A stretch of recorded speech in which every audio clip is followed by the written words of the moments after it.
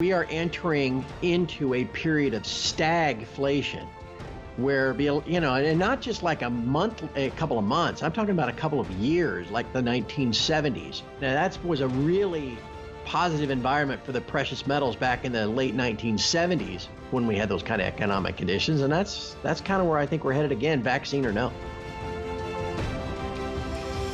Hey everyone, this is Elijah K. Johnson with the Miles Franklin Market Update. And with us today is Craig Hemke from TF Metals Report. Craig, thank you so much for joining us today. Elijah, it's always a treat to get to visit with you. Merry Christmas, happy holidays, happy Hanukkah, all that stuff.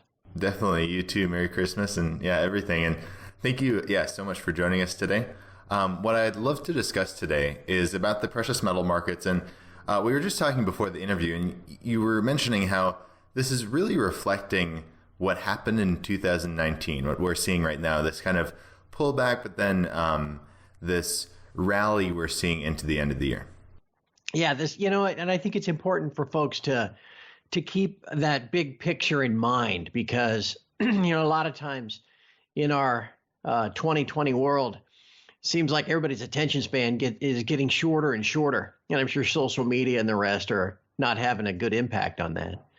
So a lot of what I do at TF Metals Report, it seems sometimes, is just to keep an eye on the macro, the really big picture kind of stuff. And as long as we're right about the big picture and the underlying trend, then that, that's going to keep us in the game and keep us focused on where we're going. And that's what I think is probably a good thing to do now, because we've been at this downtrend's been going on now for 4 months, which is just crazy when you think about it. We peaked out on August the 6th and August the 7th.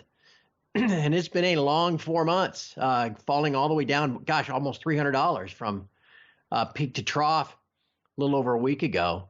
But that's, not unlike what we did last year. Last year, price peaked out in early September and then fell about $150, almost 10% from the peak to the trough right around Christmas. Once we got the tax loss selling behind us and things like that, then all of a sudden, precious metals rallied in the last week of the year and set us up for this year. And so I suspect that since the fundamentals haven't changed, since that big picture hasn't changed, that's kind of what we're seeing here too. I think we'll probably, we've already seen a pretty good rally from those lows a week ago. Fits and starts maybe through the Fed meeting next week and tax loss selling and the rest, but I wouldn't all be surprised if we don't finish the year on an uptick. And again, that kind of sets us up to make a run back to, at a minimum, the highs we saw earlier this year, sometime in the first half of next year. As we look at silver as well, in the last few months, kind of looking at the big picture, there's been different banks. It seems like there are a lot of people looking into silver and kind of being bullish on silver. What is your perspective on the silver and as an investment kind of moving more mainstream? Yeah. It's interesting. We first saw some signs of this back January or February this year. There was that guy, Minard from, what's his company? Guggenheim. And he's kind of a well-respected guy. And he comes out, he's at Davos, and he comes out and says silver was his number one investment of the year. And I was, what? Gosh, that never happens. And there has been this kind of slow wake-up call amongst a lot of research houses and investment banks regarding silver over the past now 8 or 9 months. And you're right, it's very weird to see, a Morgan Stanley or a Citigroup come out and project $40 and $50 silver. You're like, what is going on here? But there's a fundamental case for that. And I think you can certainly see where they're coming from. I mean, look at copper, Elijah. Copper's up trading around $350. It's the highest level it's been since 2013. And since silver hit almost $30 back in August, and now has since pulled back, whatever it is, 20%, copper has gone up about 20% since August. And it's not just copper, it's a lot of the different industrial metals. And though you and I look at silver and see its monetary aspect maybe coming back into vogue at some point, the rest of the world looks at it as an industrial metal. And you think of whether it's a Biden administration, what they might want to do from a Green New Deal standpoint, or whether you just go around the world and look at demand for solar panels and batteries and the like, you can certainly see where industrial demand for silver could pick up. And when you throw on then this investment demand on top of it, you get into kind of some supply demand questions. And so, yeah, there's a lot of reason as to, why some of these big investment banks would start to target higher prices for silver. I'm not going to argue with them, Elijah. I just hope they're right, because I think we'd all be happy to see another 20 or 30% in silver prices next year. That is very interesting how there's so much industrial demand for silver and actually a better economy. Like, one of the things that people are pointing to the recent sell-off in precious metals is the news about the vaccine and possibly a better economy. But for silver, sometimes a good economy can actually be good for the metal. Yeah, exactly. From that industrial demand standpoint, and then you've got the falling dollar, which often, translates into higher commodity prices as well. So, yeah, there's a number of things that could be working for it. I don't know, though. I look at that, again, at that big picture.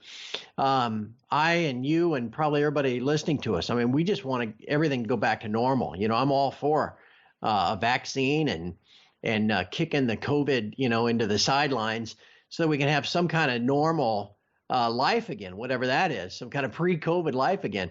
But the damage that has been done has been so significant. Even with the recovery that we had through the summertime, there are still at least 11 or 12 million people in the U.S. that are out of work from, the initial lockdowns back in March and April. And now here we go again, with Los Angeles County and New York City and all these other major cities that are now putting even more stringent lockdowns on, at least for the time being.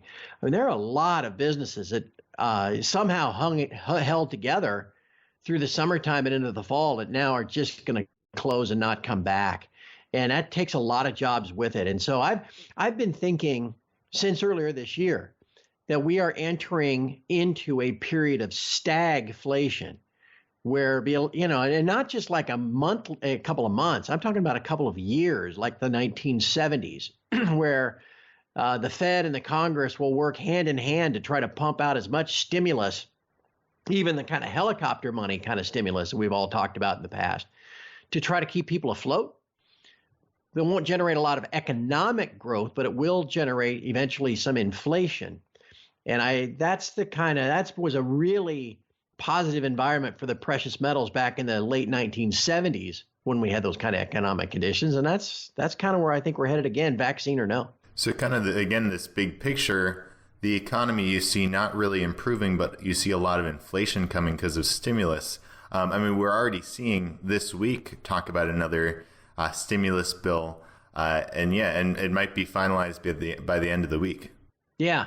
And they're going to have to. Again, I'm sure you've seen some of the numbers, too, of the amount of American people that don't even have $500 in savings, and now they're out of work. And it drives me crazy the way these politicians kind of dither and dather and argue while, regular people are really struggling. I'm sure you've seen, the news stories of all the, thousands of cars in a queue to line up to get a couple of bags of free groceries. So this is not going away, regardless of how quickly we can get a vaccine. I mean, the damage has just been so significant.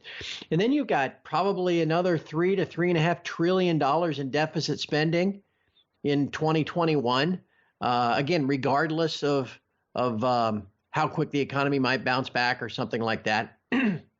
So all these things kind of add up to still massive money printing that eventually doesn't have to trickle through to make 10% inflation again.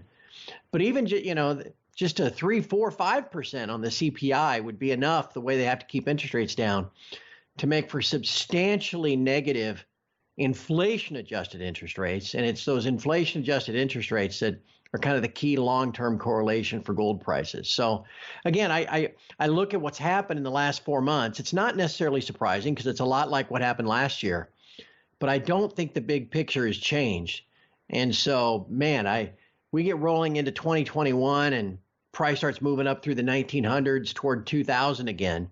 Boy, when next time we make highs versus or new highs versus August, man, I think there might be a real rush into the precious metal, and that creates all kinds of interesting opportunities. Definitely. And one, I guess, argument against that the economy is headed in a bad direction would be, looking at the stock market. We're seeing all-time highs, the Dow back above 30,000. It seems like if the stock market is kind of taking a long-term view, it would say, a vaccine's coming, we're going back to normal, all of that stuff. What is your take on why the stock market is at all-time highs right now? To me, it's just all about cash. I've seen just in the last couple of days, a lot of prominent analysts talking about the surge in the M1 money supply here in the U.S. and how it's grown something like 55% just in the last 8 months. M1 being just cash, currency, coin, that sort of thing. And it's just this massive surge in cash kind of bleeds out and finds a way into all markets. And so I think that has more to do with the stock market rising than anything that has to do with fundamentals, and especially then you start, you got QE where the banks are sitting on all sorts of cash, and that money gets levered up and makes it into the stock market. So, I mean, there's a reason why since QE to infinity began back on March 23rd, that the stock market's up 60%. There's a reason for that. I mean, you create $3-4 trillion. Some of it's going to leach out into the markets around the world and drive them all higher. And so I'm not sure we can look at the stock market anymore as being like a measure of the economy. It's really more a measure of liquidity that's been provided. So that would be my own personal view on that. I asked some viewers to submit questions, and Justin is wanting to know, does going digital with respect to, the central banks, so central banks are talking about this digital currency, these different digital currencies, kind of proposing that idea. Could that change anything and alleviate the need or benefits for sound money? So could this central bank digital currency replace the need for gold and silver? Boy, that's probably beyond my ability to answer that. And that's such a complex question. No one really knows yet what a digital currency from the Fed or any other central banks, what kind of form what that would take. It might just be a way for them to put cash directly into people's accounts, and in the form of that helicopter money we talked about earlier. I think if anything, though, the more that these central banks invent ways to increase liquidity, flush out some cash, monetize debt, I think intrinsically more and more people know that, man, something isn't right about this. I don't know if it'll relate one-to-one directly to a boost in precious metals price, but anything that boosts demand for the precious metal in that kind of tight supply-demand scheme that we were talking about earlier, probably be pretty beneficial. So it would probably be bullish, not bearish for precious metals then. Right. It's hard to see where that would be bearish. All right. Well, Craig Hemke, thank you so much for your time today. Before we let you go, any last thoughts you'd like to add, and where can our viewers find you online? Well, I would just emphasize that big picture. We're going to get a Fed meeting here next week. They're going to be talking about a lot of things, about how much QE they're going to do next year. Maybe eventually we're going to get this need for what they call yield curve control, where they try to lock down nominal interest rates, which would have an effect of institutionalizing negative inflation-adjusted rates. There's a lot of news coming, a lot of things working in our favor. So, I try to keep that focus on that big picture. It's a lot of fun and easy to do when prices are going up, but, things never go up in a straight line either. So we talk about that a lot at TF Metals Report. Been doing it now, Elijah, for almost a decade, actually a little over a decade, and no end in sight, because unfortunately, the situation that we're in from a monetary and fiscal standpoint only seems to be getting worse. So we just keep trying to help people prepare for where this is all headed. And like I said, keep focusing on that big picture. All right. Well, Craig Hemke, thank you so much for your time today, and God bless. It's always a pleasure, my friend.